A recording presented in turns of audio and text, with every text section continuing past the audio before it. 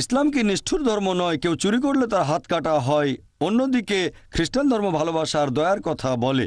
এখানে পবিত্র কোরআনের একটা রেফারেন্স আছে। ভাই, আপনি যে কথাটা বললেন সেটা আছে পবিত্র কোরআনে সূরা মাইদা অধ্যায় 5 আয়াত নম্বর 38। বলা হয়েছে, একজন চোর হোক পুরুষ বা নারী, তার হাত কেটে ফেলো, এটাই আল্লাহ তাআলার পক্ষ থেকে আদর্শ দণ্ড। ইসলাম ধর্মে একটা ফিলোসফি আছে, কেউ চুরি করবে না। খ্রিস্টান ধর্মে একই ব্যাপার আছে। তবে ইসলাম চুরি নিষেধ করার পাশাপাশি আমাদের দেখিয়ে দেয় যে অবস্থা কিভাবে অর্জন করব, যেখানে কোনো মানুষ চুরি করবে না। ইসলাম ধর্মে জাকাত দেওয়ার নিয়ম আছে যে প্রত্যেক ধনী লোক যাদের সঞ্চয় নিসাব লেভেলের উপরে, সেই লোক প্রতি হিজরি সালে তার সঞ্চয় থেকে 2.5% জাকাত হিসেবে দান করে দেবে।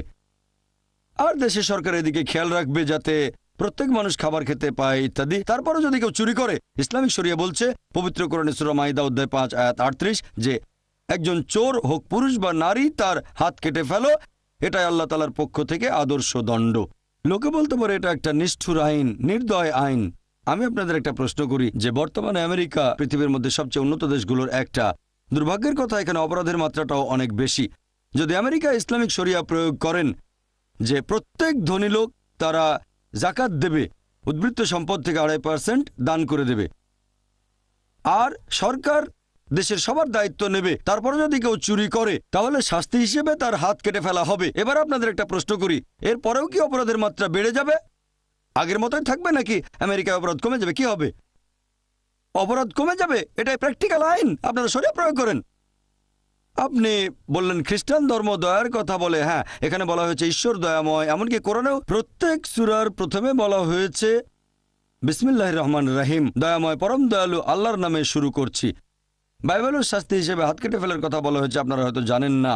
ওল্ড টেস্টামেন্টে বুক অব ডিউটেরোনমি অধ্যায় নম্বর 25 অনুচ্ছেদ 11 ও 12 বলা হয়েছে, যদি দুজন লোক একে অন্যের সাথে ঝগড়া করে, অন্যের সাথে লড়াই করে, আর যদি একজনের স্ত্রী, যে লোকটা অন্যের কাছে হেরে যাচ্ছে, যদি তার স্ত্রী তাকে সাহায্য করে বিরুদ্ধের লোকটাকে হারিয়ে দেওয়ার জন্য, যদি অন্য লোকের যৌনাঙ্গ ধরে, মানে লজ্জাস্থান, বাইবেল বলছে 12 নম্বর অনুচ্ছেদে সেই মহিলার হাত কেটে ফেলা হবে।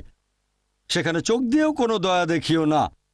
তাহলে বাইবেলও হাত কেটে ফেলার কথা আছে। দুই লোকের ঝগড়ার সময়ে একজনের স্ত্রী যদি তাকে সাহায্য করে, বাইবেল সেই স্ত্রীর হাত কেটে ফেলতে বলছে, ডিউটেরোনমি অধ্যায় নম্বর 25 অনুচ্ছেদ 11 ও 12। আর ইসলাম দয়া দেখানোর পাশাপাশি ন্যায় বিচারও করে। খেয়াল রাখা হয় যাতে সংশ্লিষ্ট সবাই সুবিচার পায়।